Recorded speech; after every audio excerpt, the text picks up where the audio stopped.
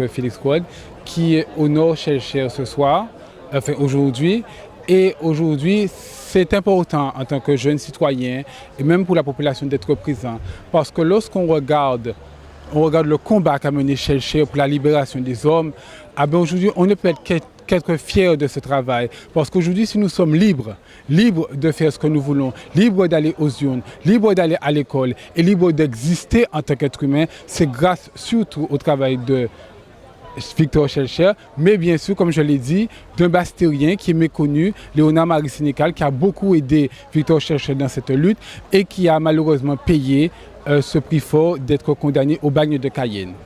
Ben, tout simplement parce qu'il faut que la jeunesse soit présente, il faut qu'elle puisse prendre ses responsabilités et connaître son histoire. Et je crois que les autorités, notamment le conseil départemental, a déjà commencé un travail sur cela et le travail que maître Brigitte Rode a déjà fait. Mais nous devons intensifier cette action par l'élément indispensable de nous véhiculer, par l'élément indispensable de s'intéresser à notre histoire commune, mais surtout avec le support pédagogique dans les écoles, dans les lieux publics, pour s'approprier cette histoire qui est la nôtre. J'ai toujours honoré la célébration de la naissance de Shellshare, le 21 juillet.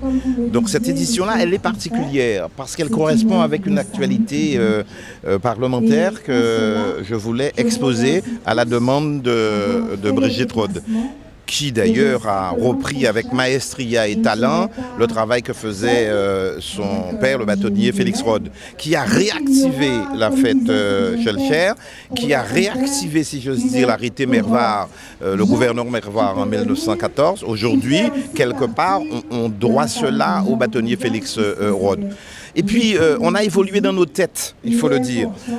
Certains avaient un shellsharisme honteux avant. Ils avaient un peu honte de dire il faut vénérer un peu Shellshare, il faut lui reconnaître son travail. Nous sommes des shellsharistes éclairés. Lorsque on célèbre et on commémore Shellshare, pour autant on n'oublie pas le travail fait par les esclaves eux-mêmes, leur combat, leur lutte pour se libérer et s'émanciper. Et aujourd'hui on a une conscience apaisée sur tout ça, eh bien, je l'ai dit.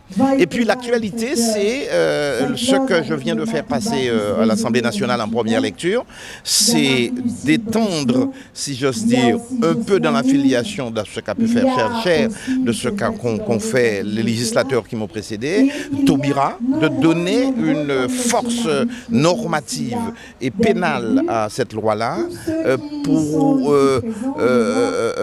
en cas d'apologie, en cas d'injure, en cas d'insulte raciste, en cas d'acte raciste anti-noir, négrophobe, contre les personnes d'ascendance africaine, eh bien que l'on puisse les sanctionner. Ce n'est pas le cas aujourd'hui parce qu'il y a un vide juridique depuis la censure du Conseil constitutionnel d'une partie de la loi Guesso et d'un refus de changer la loi sur la presse. Ça vous intéresse, messieurs. Et puis, on a donné plus de facilité aux associations précisément pour rester en justice et défendre ces valeurs-là. Et puis dans la foulée, on a fait abroger la loi du 30 avril 1849 qui portait indemnisation des colons esclavagistes. On a fait abroger l'ordonnance de Charles X du 17 avril 1825 qui avait imposé 150 millions de francs or à la jeune République d'Haïti. Et puis le gouvernement par décret va abroger l'article 5 du décret de Shellshare et le décret de novembre 1849. Donc c'est un ensemble de mesures qui ont été prises et qui me semblent correspondent à l'actualité de la fête Shellshare, de sa naissance le 21 juillet. Voilà. Une fête totalement guadeloupéenne, qui n'appartient qu'aux Guadeloupéens, qui se sont battus pour cela, avec Victor Shellshare à ses côtés, quand il était député, quand il était sénateur, après même qu'il fut parti, puisqu'il a quitté cette terre en 1893. Une fête qui a été revendiquée par la Guadeloupéanité, par Félix Rode, feu Félix Rode, dont nous avons rendu hommage, parce que c'est une magnificence qui est partie, mais comme le dit Chamoiseau, lorsqu'une magnificence s'en va, ça n'est pas pas un abîme qui se creuse, c'est un sommet qui se dévoile. Et vous avez vu le sommet qui s'est dévoilé ce matin. Une foule immense, il n'y avait pas suffisamment de chaises. Il y avait tous les officiels, mais il y avait aussi tous les anonymes. Il y avait tous ceux qui ont à cœur d'avoir la Guadeloupe élevée. Puis nous avons cet acte du ministre, du député Victorin Lurel qui est fort et qui fait fort aussi avec l'ensemble de la nation française et des parlementaires pour qu'il n'y ait pas uniquement de sanctions contre l'apologie de la Shoah, mais qu'il y ait aussi des sanctions contre l'apologie de l'esclavage, qu'il y ait aussi des sanctions contre l'apologie des opprimés.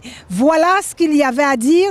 Il y aura bientôt l'abrogation de l'article 5 qui disait que les colons et qui avait donné aux colons cette quotité indemnitaire parce qu'ils avaient perdu, entre guillemets, leurs esclaves lorsqu'il y a eu le décret de 1848.